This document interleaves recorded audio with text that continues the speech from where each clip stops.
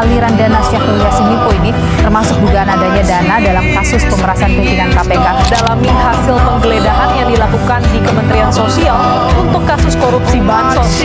Dan buat apa belum ada hatinya, masih dipeluk setan, alergi peradaban, alergi kemajuan, mendorong kemunduran. Pimpin di esok hari, adakah yang cukup mampu mewakilkan suara kami?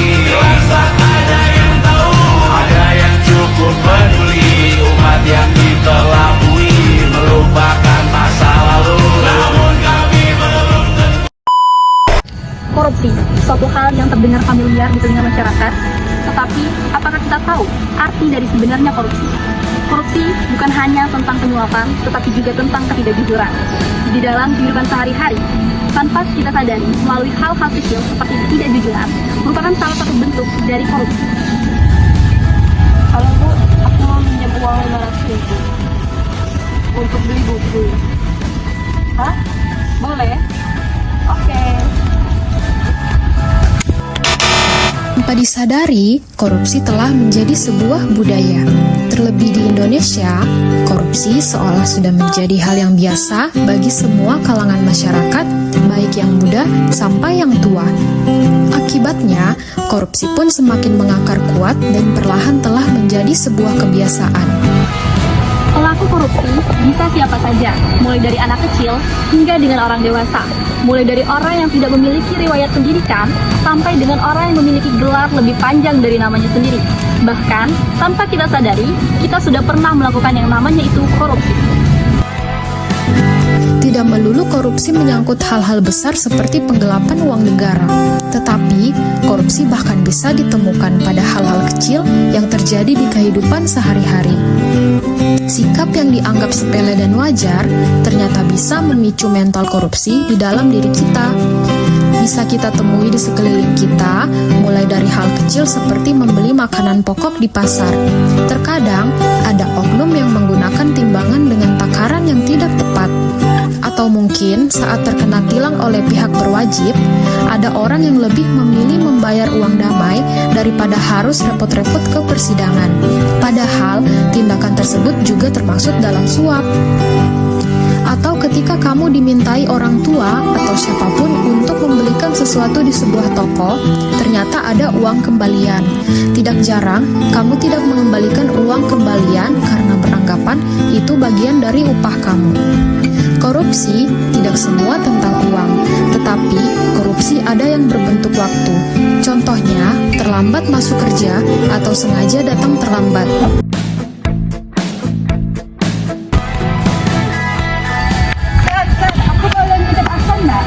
Bisa ikat di depan itu sama aja bohong. Satu kali itulah perilaku itu bisa jadi kebiasaan. Oh maaf, aku udah tutup jauh. Oh ribet ya, apakah hari ini dan oh bisa. Enggak, ini buat apa?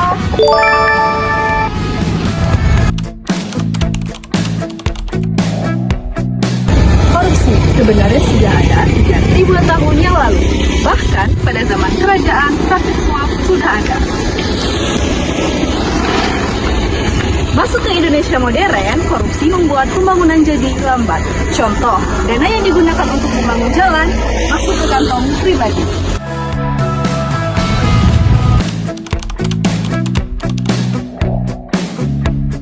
Dan siapa yang rugi? Kita semua, rakyat, masyarakat kecil, pelajar, dan anak-anak. Korupsi ini membuat fasilitas umum rusak, pendidikan tidak merata, dan harga barang mulai naik. Maka, korupsi ini bukan hanya sekedar masalah hukum, ini masalah moral dan masa depan bangsa.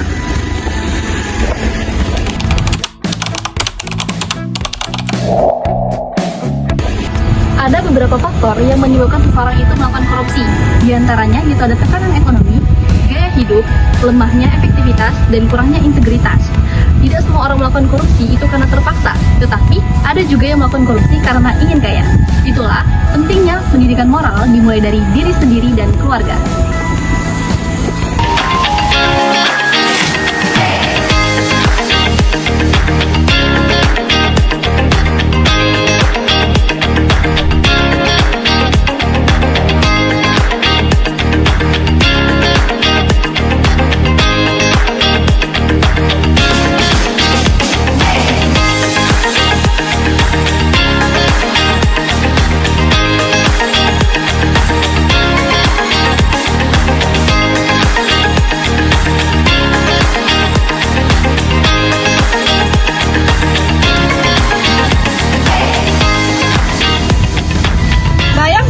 korupsi hilang di rumah sakit, di sekolah, fasilitas lengkap.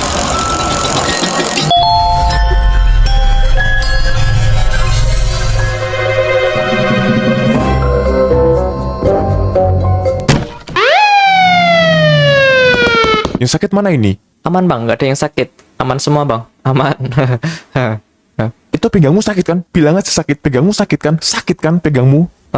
Iya sih bang, tapi bukan karena ini nih, karena kebanyakan main game. Nah, ini obat sakitnya. Ini surat izin kerja. Ini uang buat makan makanan bergizi agar cepat sembuh. Ini motornya lecet, ini uang buat benerin motor, ini uang buat beli mobil. Oke.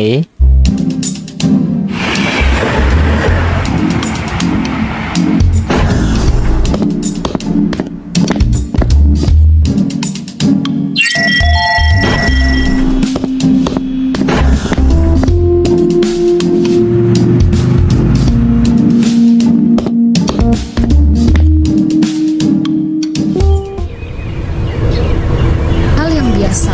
Maka, sebagai warga negara yang baik, apakah kita hanya tinggal diam saja? Tentu tidak.